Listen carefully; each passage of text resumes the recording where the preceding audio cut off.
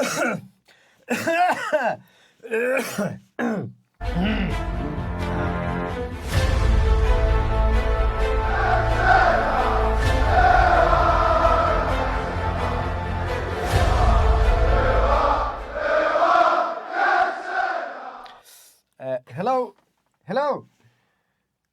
Hear that? Hey, woo.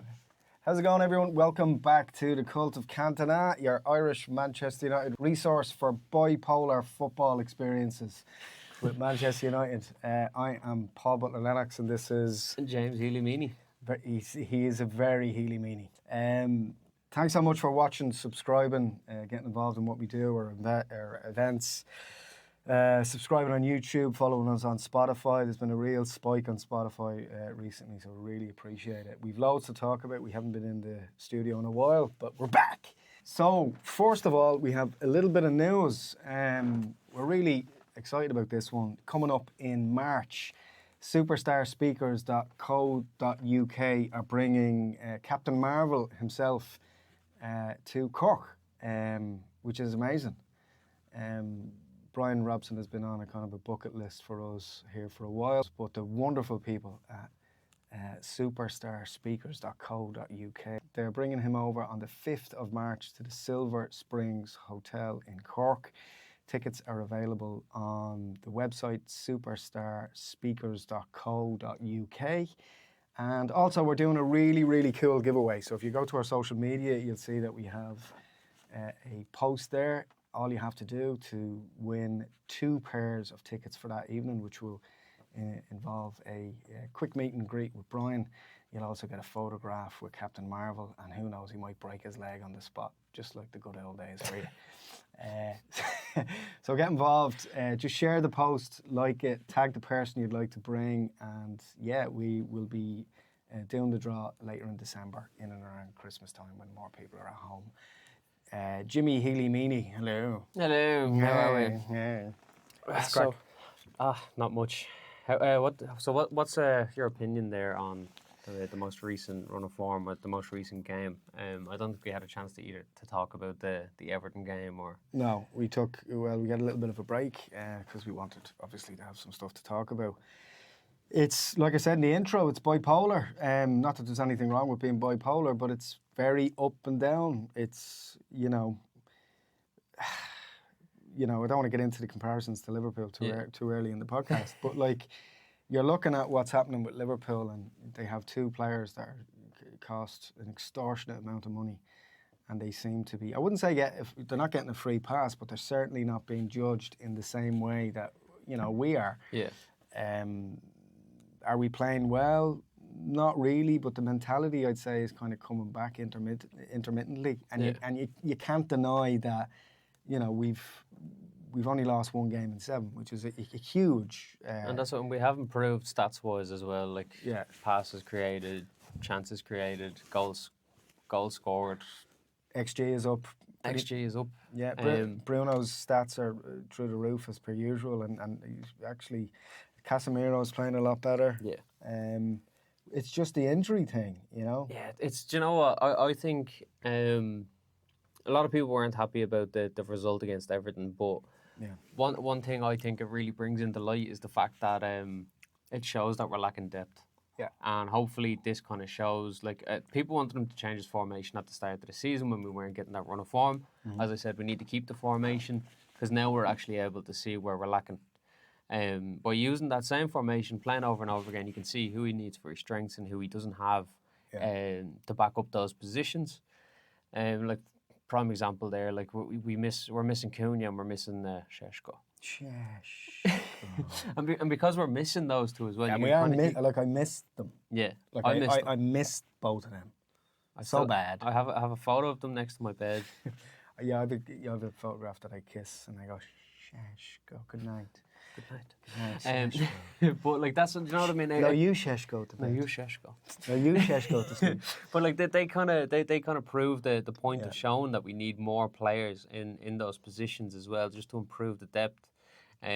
Because obviously Everton going down to 10 men very, very early on, and we didn't capitalise on it. Oh my God. But coming up against Everton, the way they celebrated as well, it was like they'd won the league, or they stayed up again. Yeah, there was a bit of that kind of Moyes stuff, getting revenge, and I can understand that, and you can appreciate that, because some of us do feel sorry for Moyes, you know, and it was his fourth win at Old Trafford since then.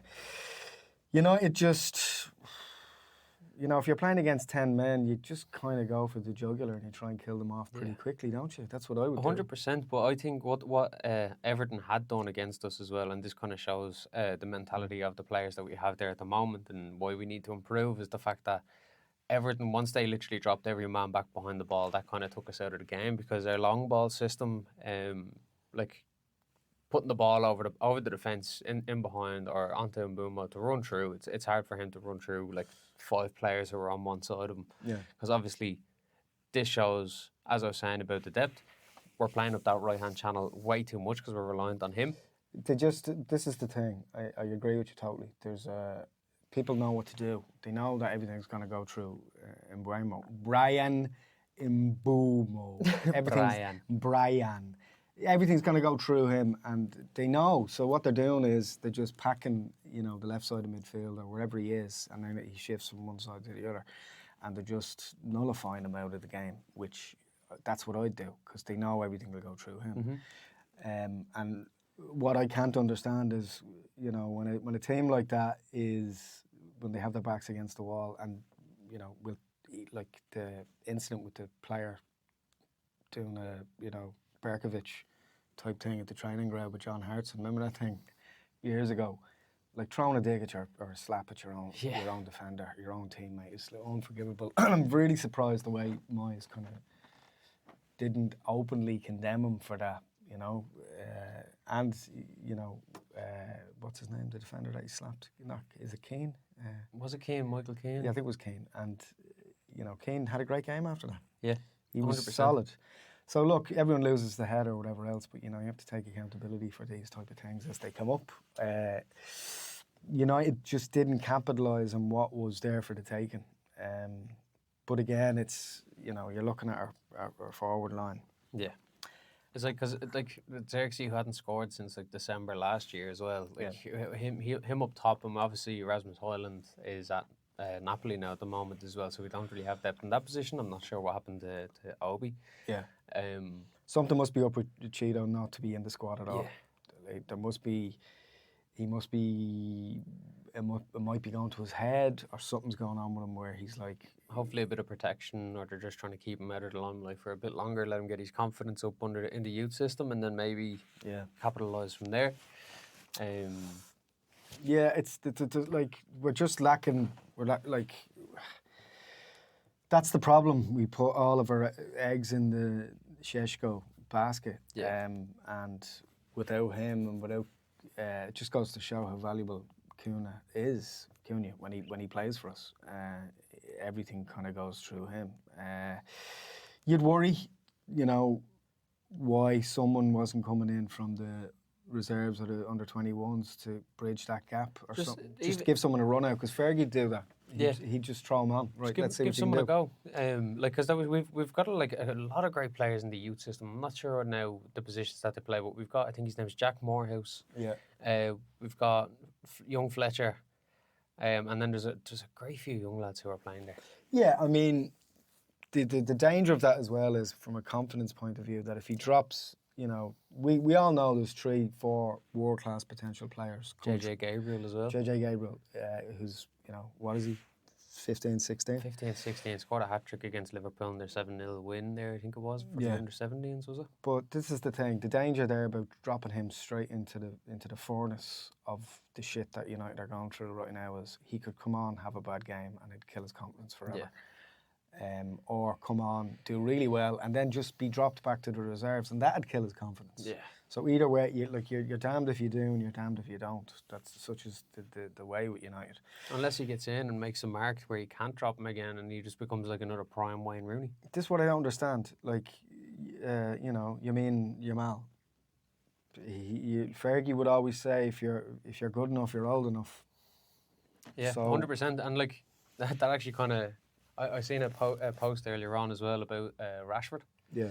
And apparently Barcelona don't want to continue his loan as well. So apparently it was Barcelona all along. That's what was wrong with him, was Barcelona all along. it was Barca's fault. It's all Barca's fault. Yeah, it's one of the biggest clubs in the world. It was their fault that he wasn't playing well. Yeah, 100%. Yeah, so you kind of wonder, you know, I get it that Ruben's trying to build his, you know, his Millennium Falcon kind of going forward, you know, of how to strike and to do things a certain way. I get all that. But when the shit hits the fan, you need to try alternative things. Again, the system thing, and Gary Neville had another go at him about the system, etc., etc. But things are not that bad. They're just not. We're 7th in the league, you know, and on goal difference. Absolutely, and great. We're scoring as well. Like the goals are going in. Talking about some positives, and I think that we are where. I think we're considerably different and potentially will finish a lot higher this season for one reason and one reason only, our goalkeeper. Yeah. There's a calmness there. Like I watched an interview with him inside Carrington during the week, and this lad is every bar of Peter Schmeichel. Even the way he speaks about his job, what he's doing, doesn't get too high, doesn't get too low. It's all about just keeping a calm head, not losing the run of himself. I mean, he looks like someone that wears, like, you know, Clark's shoes and hoodies, and he's a bit of a nerd, and I love that about him. Yeah, he's so humble in himself as well, which is really nice to see. Like watching him against Palace there, like he conceded once against Everton, not really his fault to be honest, but like seeing how he bounced back from that again, like conceding only a penalty and making some great saves as well in the Crystal Palace match to then go on and win 2-1, and another great comeback. I think ultimately that's the difference between him, Boyan Deere, and obviously No. Yeah. Is he's just solid. He doesn't lose the run of himself. He doesn't get too disappointed if he has a bad game. And to be honest with you, he hasn't had a bad game. No. He's been at fault for one or two things. It's going to happen. He's new. He's a goalie. You know, people are going to score against us. Like the best goalkeepers in the world, people score against them. That's inevitable. Yeah. It's how you react to it. It's that thing, you know, the Bukowski quote, you know. What matters most is how you walk through the fire. It's not about, you know, winning or losing. It's about how you react to the stimulus that's being thrown at you. And he seems to be a really cool bastard. Like, yeah, very cool. I like him. Let's talk about Lisandro Martinez. What a man. He, like, seeing him come on, he was so handsome. What a man. I love his new hair. His hair is great. Yeah, he makes me want to grow my hair. If I wasn't receding pretty badly, I'd grow my hair a lot longer. I need to get a hairband like his. Look, this is the thing. And we always try and be honest and try and be football fans first and kind of analyse things from a football-only perspective. It's great to see him back, especially kind of, 9 or 10 months to the day when he was playing against Palace and was injured. Got taken off in like the 80-something minute against Palace. Yeah, and I like this. I mean, what's Amram going to do? Is he going to... This is the thing about him. Is Ruben going to wrap him in cotton wool? No. Or is he going to put him straight back in? And this is the thing, and like I can maybe understand why Ruben's a little bit sceptical about bringing him back too quickly, because there is a bit of a good thing going with De Ligt and Harry Maguire and Euro, and like things are back 4 or back 5 or back 3 depending on who we're playing, do seem a lot stronger. The mentality seems to be there. The heads don't go down when we concede. Yeah. So where does he fit into that? What I love about this now, this is something I've been thinking about. What I love about this, it's going to cause a lot of competition in the back line. That's what you want. Exactly. Do you know what I mean? So lads are going to be playing out of their skin now for the 90 minutes or the 75 minutes or the 65 minutes, whatever it is that they're going to be getting, they're going to be playing their socks off to keep their position. You might even argue, because Euro against Palace, I wouldn't say he had a howler, but he was at fault for one of the goals. The penalty, but straight after that, there was a shot on goal. I'd say Lemens would have had it covered, but at the same time as well, he'd done well to dive in front of it and get the ball out of there. Yeah. So he made up for it like almost immediately. It's just like Euro is obviously like only 19. Yeah, he's a kid. He's a great player, and he shows a lot of maturity in what he's doing. But I think he particularly in the Everton game, because he was venturing forward a lot and a lot of the side pass and stuff, and those quotes from Rio Ferdinand were rearing their heads about how Keane would destroy people if they were passing sideways going forward. Yeah. And I think that got to him a little bit, particularly because Rio Ferdinand played a big part in Lenny Yoro signing for United. Yeah. So I think that kind of got him. I think his head was gone down for a little bit for the Palace game. His head wasn't right. But have you seen any of his highlights from when he was playing? It was in France where he came from, was it wasn't it? Lens, I think? Lens, I think, yeah. And then have you seen any of the Lille, highlights when he was playing for them? Yeah. The balls over the top that he's delivering. Oh yeah, he can play phenomenal. ball. He can play football. He's not Exactly. just a defender. Like it's like the left and right passing. Like I understand why he does it. Yeah. It's part of the system to create space to drag players out of the way to create space. Place. Place Places. is that place where all the United players who never quite made it. That's where they live in. This place. A nice bit of space. It creates space then for the likes of Mbumo and stuff like that Yeah. to then run forward. Yeah.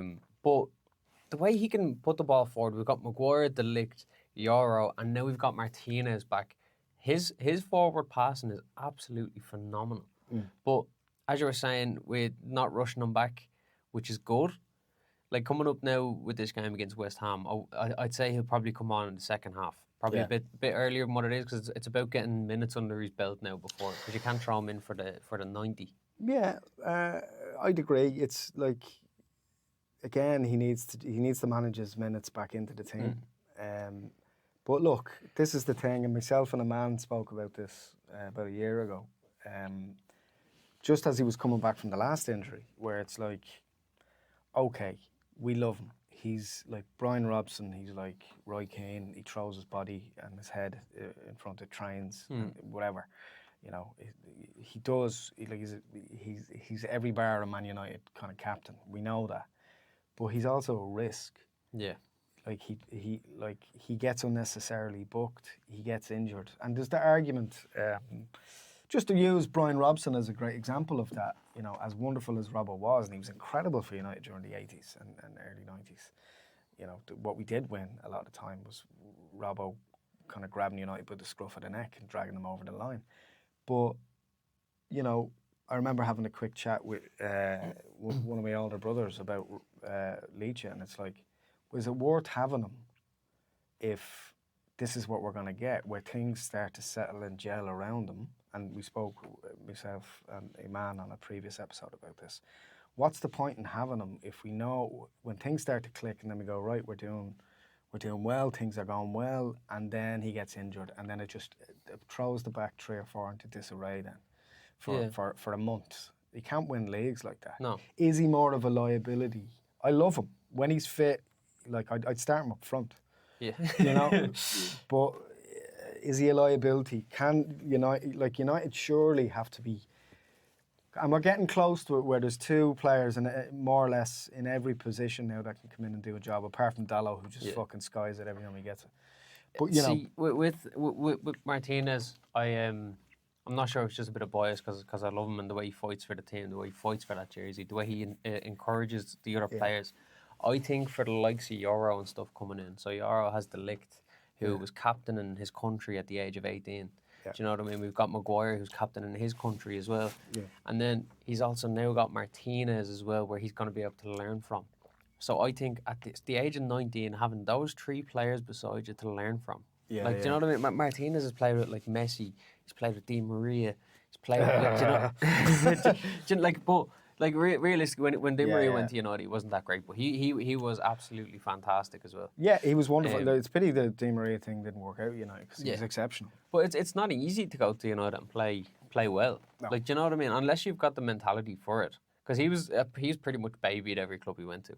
Yeah. But like if you go to United, you have to be ready to take stick. But I think Martinez. Happy wife, happy life. That was the problem, I think, with Di Maria. His missus just didn't like the rain. And anyway, that's it. But that's why I think Yoro could actually learn a lot from Martinez, especially with the 2 of them swapping in and out. Yeah. This gives him a chance to be able to watch how Martinez plays while he sits and rests for the next game. Sure. All that sort of stuff as well. Like it's a great chance for Yoro. And he's going to learn, especially Martinez is great in the air. He's great at fighting, and he's great with the long balls forward. Yeah, you'd certainly pick. And dribbling as well. Yeah, he can bring the ball forward. He's not a midfielder, though, unfortunately, because he'd be too risque. He'd be like Scholes. He'd be like Scholes if Scholes couldn't score. You'd be like, because you'd put up with all of the just absolute fucking garden shears tackling that Scholes used to do, as long as, because he'd just pop up and he'd score a worldie or a 25-yarder, or he'd just ping a 40-yard pass right onto someone's foot or head, you know, so you can, but to put Martinez in that role. Ten Hag said he wasn't capable of doing it. He did try him in a couple of games for Ajax before he brought him to United, before he ended up at United. He's not a midfielder and he's too risky. Yeah. But he can bring the ball out and he can ping across and he can ping a decent ball forward as well. I agree. Like, yeah, Lenny Oro obviously is, you know, he's still, like, he's one for the future. Yeah. We can't expect him to be the finished article right now because he just isn't. No. Like a lot of players start to reach like their prime, start to show their confidence and stuff like that in and around 25 to 27. Oh yeah, and that's what, if they start to play well or even better before that, we're laughing. And they're gonna play, and this is the reality of it all now. Like, players are gonna play longer. Even defenders are gonna play into their late 30s now, because they're managed so well. And that's this is as we always say, this is like a work in progress. Do you know what I mean? Yeah. Like this is a process, and we're not building a team to play well this season. Maybe not even next season. Like we're looking to dominate the league over a longer period of time. We just need to give it a chance to build up and settle. And you can see how he's building that team. Yeah, I could, like, a lot of it is that thing, and it's like Ange at Spurs. Yeah. He knows that there are certain things that he does that pays dividends over different periods of time. Obviously, he didn't have that time with Forest. But he knows, and that's why he did say those things like, you know, all with a trophy in the second season, mate. And that's great, well done. But Amorim has done the same at two different clubs. And incrementally, things do seem to be picking up a little better. The system infuriates me to the point where I get so angry, you know, I nearly turn it off. But you can see incremental changes. You can see he's trying to build a fulcrum of young players that will become the best players in the world. Yeah, and I've actually seen a comment from a Sporting fan. I read something, and one of the Sporting fans said, I was a Sporting fan my whole life. Amorim came along, didn't like him, stuck with him, and he turned their club into something different. And he says, please, United fans, give him a chance. He said, I started as a Sporting fan and became an Amorim fan. Right, okay. And that's what he said, just give him time. And when I read that, I was like, do you know what? Fair enough. I completely agree. And that's, when you see anything, you need the mentality behind it as well. Do you know what I mean? There's a lot of lads coming in, they've to introduce themselves. Oh, who's this lad? How does he play? When's he going to make that run? And then it's going to get to the point now where players won't even have to look. He's going to know, say for example, I know Cunha's going to be standing here just past the halfway line, waiting for the ball so then he can run into space. I know Ahmad's over there hugging the line, waiting with Mbumo in on his left-hand side. Yeah. So as soon as I get the ball, I can just hit it and they're going to be there. Well, that's the problem, I think, as well, because everyone knows that, particularly now over the last couple of games, and it's going to be the same against West Ham. They're going to try and mark Mbumo and Ahmad out of the game, and then nothing will come through the middle. That's why I do hope Cunha is back. Yeah. Maybe, but knowing Amorim, even if he is back, he'll be on the bench and come on. Mason Mount. Do you know what? I'm starting to like what I see with Mount. Yeah. You know what I mean? Like 50 career goals at the weekend he got up to. 50. Not bad for someone who's injured, kind of, you know. He was fairly injured now, especially the last two seasons. Yeah. Yeah, he wasn't, like, he came to United, got the 7, got injured. And now I'm liking what I'm starting to see. He obviously lacked a bit of confidence. We're kind of starting to see what we've seen towards the end of last season in the semi-finals when he shows up when he's needed. Yeah. And like he's putting himself in places where he needs to be now. And I think he's kind of getting used to the system as well. But I know I'm talking about the system a lot as well. But if we stick to it, we're already starting to see where our weaknesses are, the midfield and the left-hand side. Yeah. So we know where we need to improve. It's kind of working, but it's kind of not working in the same way at the same time. And that's the hard part to watch. Yeah. But the stats don't lie. United are better this season than they were last season. At the same point, but also in general terms. And then, as we were saying about Mount there, he's already starting to show improvements early on. Yeah. compared to where he was last season. He only started to show improvements towards the end of the season, and then he kind of dropped off a little bit again. I think Mount, this is the problem with injury-prone players in general. It affects them in one of two ways. They either, A, like Leach, throw themselves into it and go, I wasn't injured, and then he gets injured again because he's not protecting himself. Yeah. But then you have someone like Mount who is like, you know, thinks he's made of glass, so he was pulling out tackles, or he was, you know, just kind of half doing it, trying to get up to the pace of everything, and, you know, trying to get back to where he was in his head. Because psychologically as well, if you're injured, it's like a singer who knows that they've injured one of their vocal cords. It's like they won't try and go for the high note, or they'll only go 3/4 of the way. So I think that's a little bit of an element with him, and I think Amarin's been working on his psychology, and he loves him. Yeah. I mean, if Amarin had his way, he'd have him starting every single game. And you know, I think it's like he's starting to score a good few goals now as well. He's scored how many, 3 this season, or Yeah, I think so. Yeah.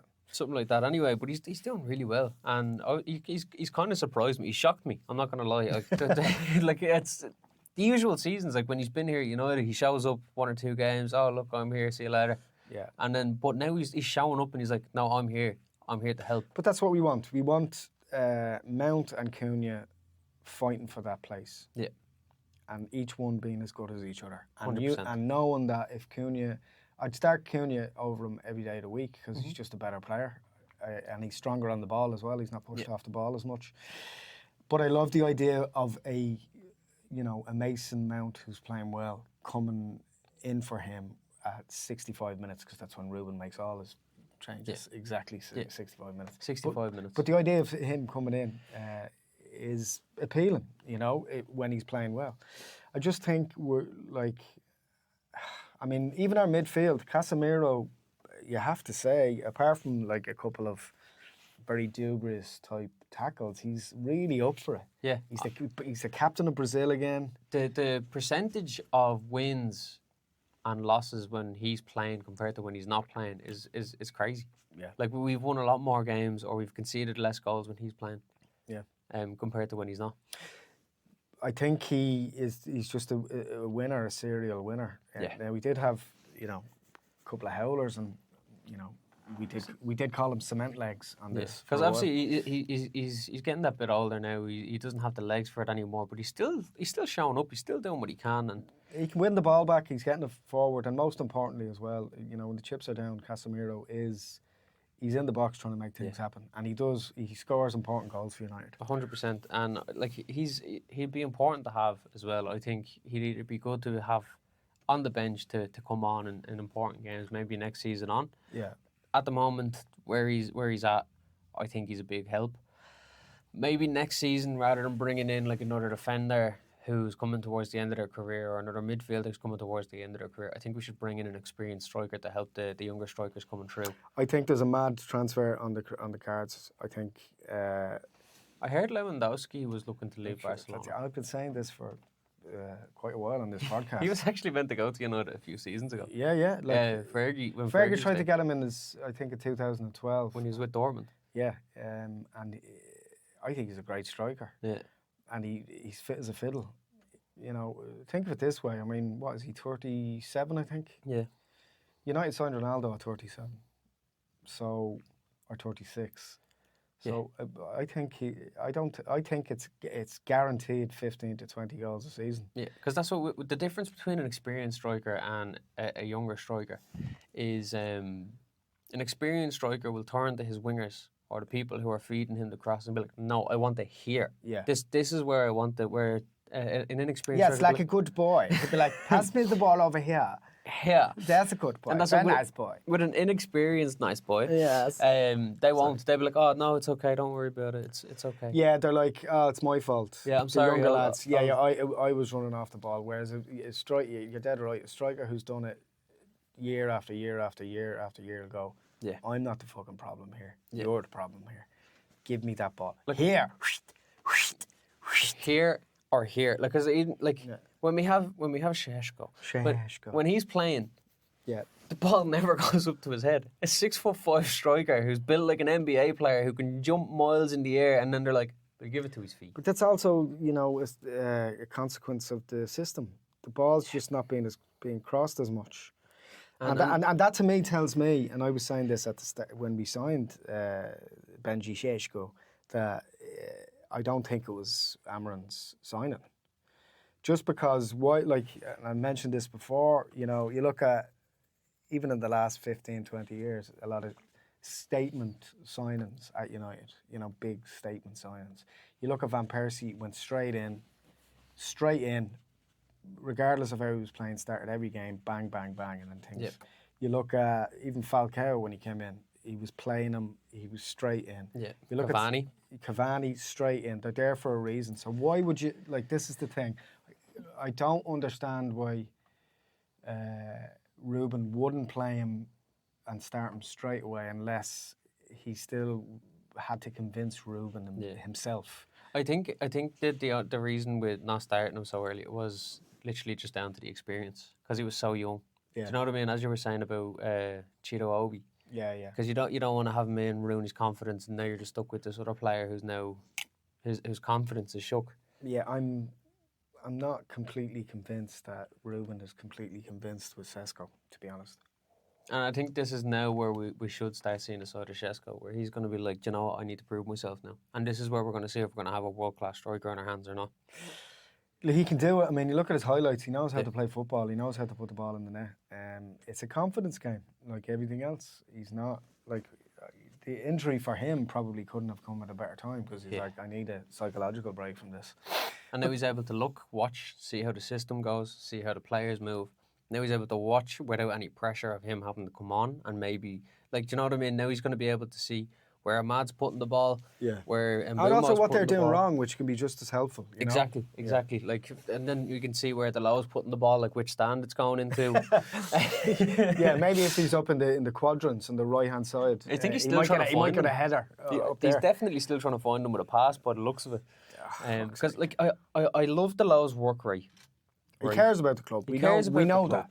He puts his heart and soul into it, but he just doesn't have the facilities. Do you know what I mean? He works for the ball, he works back for the ball. Yeah. The tackling. Strangely though, when he plays for Portugal, he's a lot better. Yeah. It confuses me. But it's the same with Bruno though. Yeah. Do you know what I mean? Bruno plays a lot better with Portugal than he would be for United. Yeah, he's doing class for United. Yeah. Absolutely. The things that Bruno's done for United at the moment is absolutely unbelievable. But same thing kind of falls into the same sort of page there as Casemiro. I think now he's getting a bit too big for his boots. He doesn't want to track back. Same thing with what was happening with Rashford. He needs to grab the team by the scruff as the captain. Yeah, you know, because it's that kind of complacency thing that Keane often would like. This is the thing. I think Keane, and along with a lot of supporters, would say that being the best player on the pitch is not enough. No, because we've got a lot of players on that team who have the ability to be captain. Yeah. Martinez, as I said, De Ligt managing his country from the age of 18. Yeah. Do you know what I mean? And he's only, what was he, only 24, 25, De Ligt? Yeah, he's still only 25, I think. 25, wow. Yeah. No, sorry, I could be wrong. I think he might be 20, 26, 27. Okay. I'm sorry, Matthias. I don't have his birth cert on me at the moment. Sorry to apologise that we got your insufficient age guessing. We'll send you over a crate of Heineken. But yeah, you'd have to say that, and he's been a fucking revelation, hasn't he? Yeah. And another thing about giving a player a bit of time. He has kind of started off a bit slow, a bit dodgy. I'm a bit sore. I might sit out the next 3 matches. Yeah. But now he's slapping players. Well, he's back. Yeah, he's formidable, is what I'd say. He's really making a name for himself. He's back in the Dutch squad, playing out of his skin. Koeman is not a fan of his, but now he's picking him again. You would have to say that if he continues to play like that, there's a good shout that if Bruno moves on, that he could be captain. De Ligt would start if fit every single game. And I often say this about the best players. The best players you don't always talk about. De Ligt actually reminds me of Gary Pallister from a long time ago. Gary Pallister, don't forget as well, won Player of the Season for United one year. And he was just, every single ball that was coming into the box, he was heading out. It was just like beautiful. And watertight. The best thing about it as well is that, so we're obviously one of the highest scoring teams from set pieces this season, level with Arsenal at 10. And he has a big role to play in that. Yeah. Like his height in the box, he's known for scoring headers. Yeah. For every team he's played for. And that's kind of where like during Ajax, that's kind of where he blew up. Not only because he's a great defender, but because he's able to win headers in the box, coming up for corners. Yeah. You know, when we've got him, Maguire, even Yoro. Do you know what I mean? Yeah. Players like that can get into the box, win score headers. Goals. Exactly. Yeah. And look, whatever about scoring goals, just being able to cushion headers down for people to put in the back of the net. Exactly. I'm worried a little bit about kind of the obvious kind of skeleton in the closet. That doesn't make sense, but you know what I mean. Joshua Zirkzee. Yeah. He is clearly a talented footballer, but 100%. I don't, for the life of me, understand why he was kept over Rasmus Højlund. I know they're different types of players, and maybe Ruben wanted someone to complement the other striker. I think and a great goal at the weekend, in fairness. Fantastic goal. Like, I was looking at it going, whoa, what the fuck? Oh, okay. The camera work on Sunday was shocking. Yeah. It's just me being a bit judgmental, but there was a few times where even the free kick, I tried to put a close-up on Bruno, and then while the close-up was happening on Bruno, the ball went in. The sun didn't help. I think it was mad glary, that game. Even trying to watch it on TV, it was like, I think it affected the camera team and even the players as well. When it's sunny, you're just kind of you're a bit off, you know. But no, with Zirkzee as well. Apparently that goal as well. Apparently had a 0.03 chance of going in. Jesus. For XG, yeah. So it was a great finish. But I'm wondering now if that goal is going to spark something in him, because I remember when he first joined the team, and he had this little bit of excitement about him, where he's not afraid to beat players, and that's what I love about this system as well, is that he gives these players that opportunity to do it, where he's not playing like Pep or Arteta ball anymore. For example, when I was watching the Arsenal match, going a little bit off topic here. That's all right. The 93rd minute was 1-1. Arsenal needed another goal basically to make it 2-1, cement their place up top line against 10-man Chelsea, and they're just passing the ball around the midfield with a minute to go. And like that's one thing I love about Amorim's system, is where he allows Cunha, Mbeumo, Diallo, and now hopefully Zirkzee as well, to kind of show a little bit of their spark, their individuality. Yeah, to play their games. Exactly. Yeah. And that's one thing modern football is really missing now. Because isn't that what Fergie said? Pretty much every team talk, the last thing he'd say when players were going out before the start of the match is, "Now go and have fun." Yeah. You know, so I do admire that, the idea of players being able to express themselves. The concern that I have with Zirkzee is some of us don't forget the Europa League final. You know, this is the thing. I think this is the thing with him as well. Technically he's a very, very good footballer. He's very young still as well. Yeah, and I understand that, and I'm not hatchet jobbing him for the sake of hatchet jobbing. Yeah. But I will say this: I'm concerned about the size of him and the skill that he has. It kind of works against him sometimes. He plays like a neat little kind of creative midfielder, Zola type. Yeah. But he's so big that he kind of just gets in his own way sometimes. Yeah. So you can see that he's kind of, even in his own body, he's a bit uncomfortable when things are not going well. Yeah. And I really like him. He's clear. Like, look at the goal that he scored. But he's a big guy. Yeah. He's like 6'5" or 6'4", and I wouldn't say that he looks unfit. He's clearly fit. But I just wonder, is he just a bit uncomfortable? He's just a bit uncomfortable with in and around the club when he's playing. Comfort within his own body, in comparison to, say, someone like Brian and Mbeumo. He is just like, give me the ball, I don't give a fuck. Yeah, give me that, I'm just going to sort something out. Yeah, I'm going to play whatever way I'm going to play every single week, and I'm confident in my ability, and I know what I can do. Give me the ball. I'd say as well, kind of what was going on with Zirkzee. No, I was giving him a lot of shit now as well. I'm not even going to deny that. Right. Because he hasn't been playing well. his confidence was obviously shook. And I'm wondering if the fact that he hadn't scored since December last year has been playing in his mind. He's like, I haven't scored in That'd kill months. anybody. I haven't scored in months. What am I going to do when I come on? I haven't scored in months. Now that he's at the score in the last match, I wonder if he's going to commit. I'm going to do this again. But I forgot that feeling. It's a confidence game. The big test for him now, if he starts tomorrow or whenever we're playing West Ham, if he starts and he doesn't score, like that's the thing. I mean, you look at all of the strikers that did well over the years for United. They would it's a relay race. You take it and you run with it to the next thing. And you have to pick up from where you left off. We're not like whatever about United and where they are as a team and a club over the last couple of years. But United are one of the biggest clubs, if not the biggest club in the world.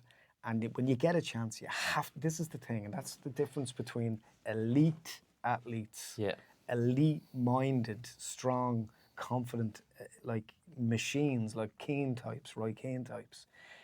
He has to do it. And if he's not going to do it in the next 2 or 3 games, he'll go back to his rotation stuff and starting on the bench, and he'll be gone either in January or he'll be gone at the end of the season. What more do you want than to play as a striker for the biggest club in the world? Yeah, you have to make it count. But that's 100% agree with you, 100%, and that's what I'm hoping now. This gives him that little spark of confidence, and we have a great player on our hands. Yeah. If not, I'm sorry, but as you said, he's probably going to have to part ways with the club. Yeah, I feel sorry for him, and he will. He'll go on and play. Like there's little rumours about him maybe going to Italy and he'd do great in Italy and having a renaissance over there, and I wish him well if it is. But the reality is that if you're not doing the job playing at Man United, if you're not doing the job playing at Real Madrid, if you're not doing the job playing at the top teams in the world, maybe Liverpool, they'll keep you in the team if you're not scoring for a year. Even Salah got dropped in the last game, and there you go. That just shows another thing about ego, and they won their last game after dropping him. Yeah. So I'm wondering if we're going to have to start taking kind of like a page out of that book with certain egos in our team and start dropping them. I don't know. I think that he seems to have sorted out a lot of that, but and they seem to be very together.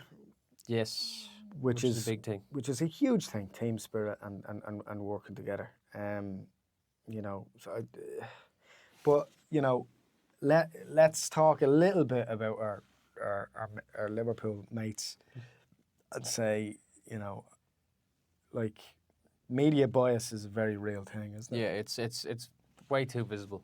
Do you know what I mean? Like I was chatting to a lad in the gym there, Arsenal fan, right. Mate of mine there. He's a big Arsenal fan, and even he was saying he's like, I think this is the first time in years where United fans and Arsenal fans are kind of looking at each other, being like, why is he being protected? Yeah, we're getting non-stop stick over the last few years. Yeah. But literally, we've lost 1 game in 7, as you said. And Arsenal are top of the league. Arnie Slot lost so many games in a row, gets hockeyed by W. You know, and then they're like, Arnie's, Isaac, he needs time in the Premier League. He's not used to this type of pace in the league. He came from Newcastle. Yeah. Verts, he's not, but Verts played for United. Yeah. It's the 007 memes. Everything would happen. He'd be beaten around the head and face by the media. This is what bugs me. Now look, we're not sociopathic here. You have to acknowledge the fact that yes, the Diogo Jota thing, God bless him, would affect anybody. 100%. And you can understand that on every level, from a human level. Even before I have loads of empathy for them as human beings because of having to deal with that. Yeah. God loved them. But the reality of it is, you're looking at, just to use Isaac and Wirtz as an example, they didn't know Diogo Jota. Ekitike as well. Ekitike, maybe knew him, who knows. But point I'm trying to make is, you've 3 new players coming in there who should be trying to make a name for themselves, who should be trying to lift the other players out of that slump that they're in, who should be, taking advantage of that. And all of them are getting a free pass. I mean, even Carragher said it, last week about maybe there's he obviously inherited that squad, that were doing incredibly well at the time. But the arrogance of Slot going off to Ibiza before the league was even finished and DJing is not top tier management style. You wouldn't see. No, fair enough. You might see Pep Guardiola at an Oasis concert or whatever else, but that kind of Wayne Lineker kind of stuff. And who knows? He probably just went to this thing and it wasn't planned, and then all of a sudden cameras are out or whatever. Yeah. And I get that. But why are Liverpool? This is the thing. This is the thing with a lot of Liverpool fans that I know, and some of those fan channels and stuff as well. They want all the attention. They want everything that we have. They want all that. But then when the table's turned on them and the pressure's on it, it's like, you know, why poor us, poor us, poor us. You know. United, like Deck says it on their show as well, every day is a United news day. And it is. Like every second story on Sky Sports, football, you know, BBC News, everywhere, you know, Talk Sport. It's all United. But when United lost 1-0 to Everton after City losing, and after Liverpool being hockeyed by Nottingham Forest and losing in the Champions League, they still managed to talk about United losing to Everton. I know. And even though they're on a good run of form, we're ahead of Liverpool in the table. My favourite thing is when Sky Sports do the top 10 for every other team. Top 10, bottom 10. Top 10, bottom 10. Liverpool are in 11th. Let's do a top 11. Why? Why do they get that top 11? I don't know. Do you know what that's? Because they won the league. I don't know. Like maybe because they're the third or fourth most popular team in the Premier League. You know. Look.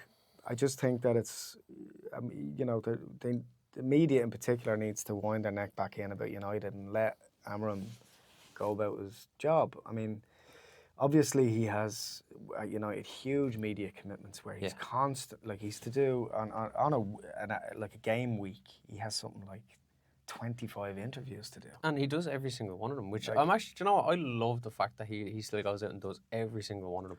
I don't like, but like I don't mean as like I love how he. I don't mean like I love that he's doing it. I mean I love how he does it. Yeah, he seems to go out and he's very honest. But I think he's reined some of that honesty back in, which he needed to do because he was getting he was being way too honest at times, and what that was doing was kind of revealing stuff to other teams and giving an insight of maybe some of the team's psychology and some of the picks, what he was picking and why, and all of that type of thing.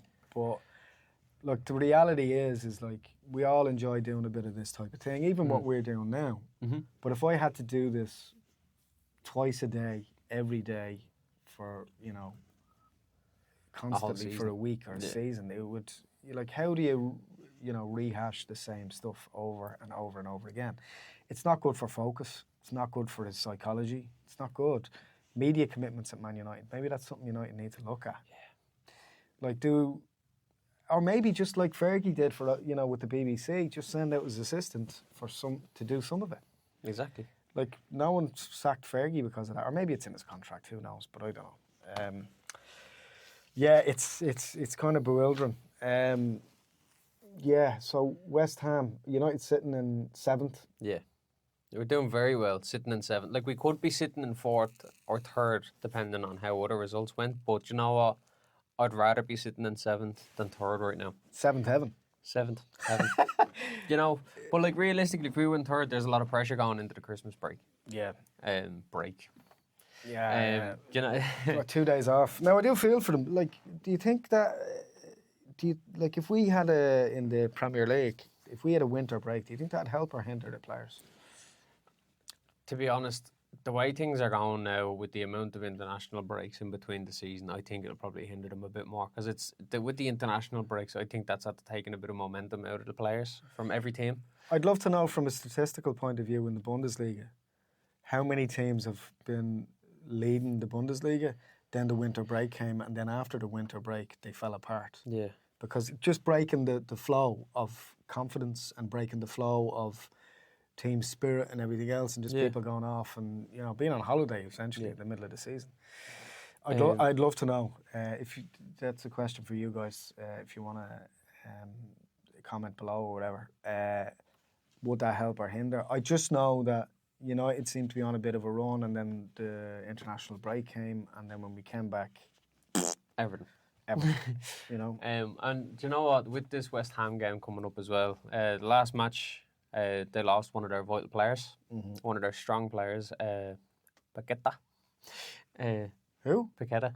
Oh, Paqueta. Paqueta. Paqueta crisps. Paqueta. Paqueta crisps. Paqueta. Paqueta crisps. Yeah, so him getting sent off, I think that could benefit us, or else it's gonna throw a spanner in our works. Another lad who lost a head over the weekend. Exactly. And the amount of red cards over the weekend, Caicedo for Chelsea as well. Yeah. But him coming out of the team, I wonder if someone's going to step into his position and fight for their place. Yeah. Which could either benefit us or work against us. But where are they sitting? 17th? Yeah. No. It's a must-win game for them. They're all must-win games in the Premier League. But you'd have to say that we have a relatively good record against West Ham, even through the bogey periods over the last couple of years. And I've been to a couple of United versus West Ham games. I think we should turn them over, but you just never know. I mean, who's at home? Away, I think. We're away. Away? Let me just check here. No, it's Old Trafford. Old Trafford. And you'd have to say that United should turn them over. I mean, there's enough there to suggest that we can beat West Ham at home. They've come to us. They're down a vital player. Yeah. Do you know what I mean? I think he might even be there.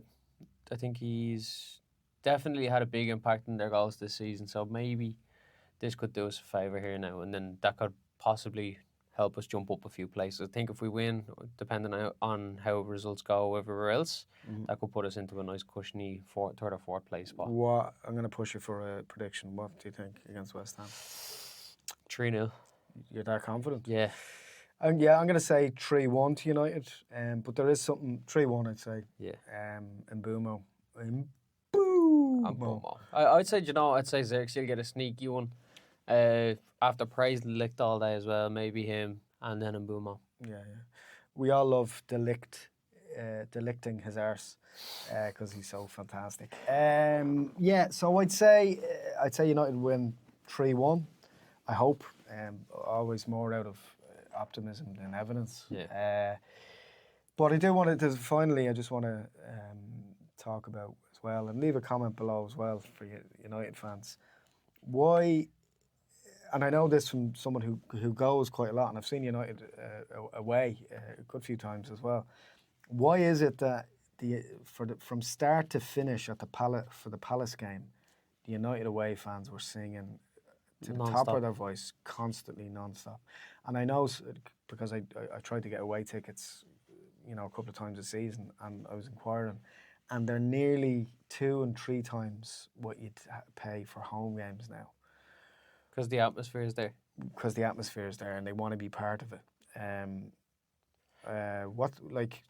Why can't we produce that at home? Is it because of the corporate aspect of it all? Do you know what? I went to a playoff match last year for the local club Barry Wanderers, right? And here's one of the issues, right? So I was a fan of them for years, and this is where I kind of think this falls into place. When you got the playoff game, we were all allocated seats, which is all in a certain part of the Tallaght Stadium. And when all the Bray fans were travelling there, tried to get into the one section, it filled up way too quick. Right. And then with that issue, there's obviously a lot of other diehard fans who are separated off into the neutral section. And that's where I kind of think that probably happens with Old Trafford as well. They get spread. They get spread out, so you're not getting the same type of atmosphere. Yeah, I think that's Hallgrimsson's idea with the potentially for the second playoff is to not give them behind the goal, to not put the away fans behind the goal, because if we surround the whole team with as many, essentially create two fortress home sections, like 2 Stratford ends or 2, exactly what used to be the school. Because we're always off up in the quadrants. Wherever we go away. Yeah. So why not do it to them as well?